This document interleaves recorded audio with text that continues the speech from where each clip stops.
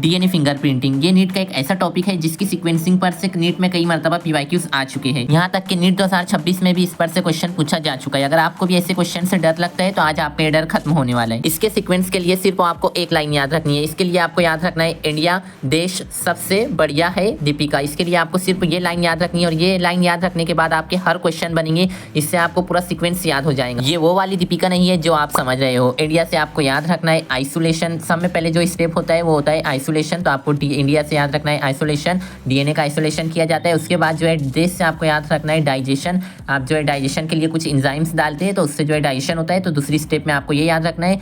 सबसे से आपको ये याद रखना है सिप्रेशन किया जाता है। उसके बाद आपको जो याद रखना है सिप्रेशन थर्ड स्टेप होता है। उसके बाद बढ़िया से आपको याद रखना है ब्लोटिंग किया जाता है। उसके बाद आपको याद रखना है हाई से आपको याद रखना है हाइब्रिडाइजेशन के बाद आपको दीपिका से याद रखना है। दीपिका से आ जाएगा डिटेक्शन। तो इस तरीके से कुछ आपको ये ट्रिक्स याद रखनी है। इससे आपके सारे सीक्वेंसिंग वाले क्वेश्चन जो है छुट्टियों में लग जाएंगे, विद इन अ सेकंड लग जाएंगे। ऐसी और वीडियोस के लिए चैनल को सब्सक्राइब करके नोटिफिकेशन जरूर से ऑन रखना।